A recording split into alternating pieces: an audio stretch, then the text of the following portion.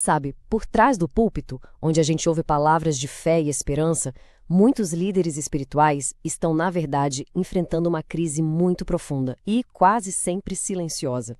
Hoje, a gente vai mergulhar nas fontes que mostram o tamanho dessa luta. Essa frase é forte, né? Dita por um pastor, ela já diz quase tudo. É um paradoxo muito doloroso.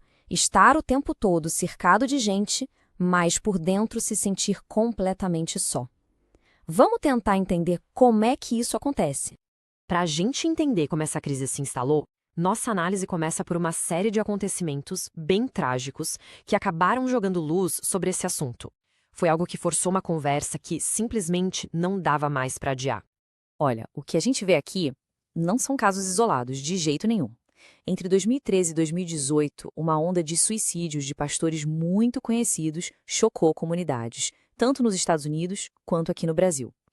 Esses nomes, na verdade, representam um padrão bem preocupante, que começou a revelar uma vulnerabilidade que estava escondida. As notícias, claro, são alarmantes. Mas e os dados? O que os números mostram sobre a real escala desse problema? Vamos dar uma olhada nas estatísticas para entender a profundidade dessa crise. 70%. De acordo com o Instituto Schaffer, esse é o número de pastores que lutam constantemente contra a depressão. É um número impressionante. Pensa só, é uma batalha diária que, na maioria das vezes, acontece em completo silêncio.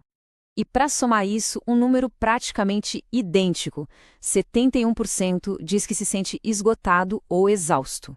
Isso pinta um quadro de um desgaste físico e emocional que parece ser geral na profissão. E o impacto pessoal disso tudo é imenso. 80% deles acreditam que o ministério pastoral afeta negativamente suas famílias. É um custo altíssimo que vai muito além da pessoa e atinge bem no centro da família. E olhando especificamente para o Brasil, a situação também é bem preocupante. Uma pesquisa da Universidade de São Paulo mostra como os transtornos mentais aparecem entre os ministros religiosos, com a depressão, a insônia e a ansiedade ali, na liderança das estatísticas. A gravidade da coisa toda fica ainda mais clara quando a gente compara os dados. Quase metade dos pastores no Brasil tem sintomas de transtornos mentais. Isso é um índice bem maior que o da população geral de São Paulo. Segundo as fontes, a pressão sobre eles é pior do que viver sobre o estresse de uma megalópole. É um dado que faz a gente parar para pensar, né? E a consequência direta de tanta pressão é um verdadeiro êxodo.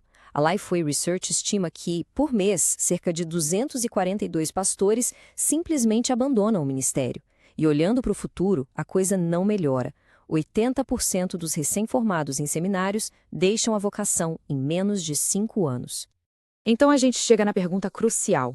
O que está por trás de todo esse esgotamento, dessa depressão e desse abandono em massa?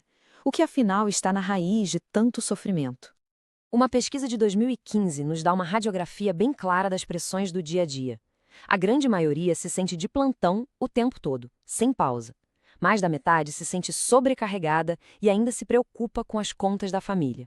É basicamente a receita perfeita para o esgotamento.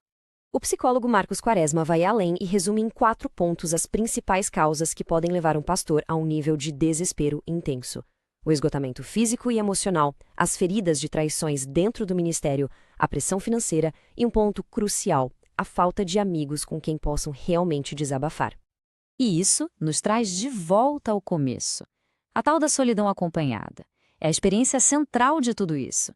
O pastor é a pessoa que cuida de todo mundo, mas com quem ele pode dividir as próprias lutas, as dúvidas, os medos? Muitas vezes a resposta é bem triste. Com ninguém. Bom, diante de um diagnóstico tão complexo assim, a gente precisa começar a explorar as soluções. Como a comunidade e as instituições podem de fato começar a cuidar daqueles que dedicam a vida a cuidar dos outros? As fontes sugerem uma abordagem com várias frentes, e faz todo sentido. Isso vai desde reformar a formação dos seminários para preparar melhor os futuros líderes para a realidade emocional do trabalho, até algo bem prático, como as igrejas oferecerem salários justos e respeitarem o tempo de descanso.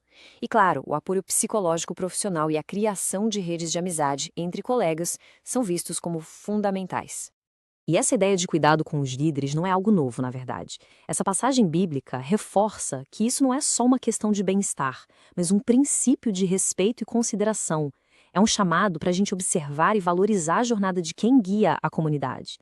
Então, no fim das contas, o ponto crucial é este.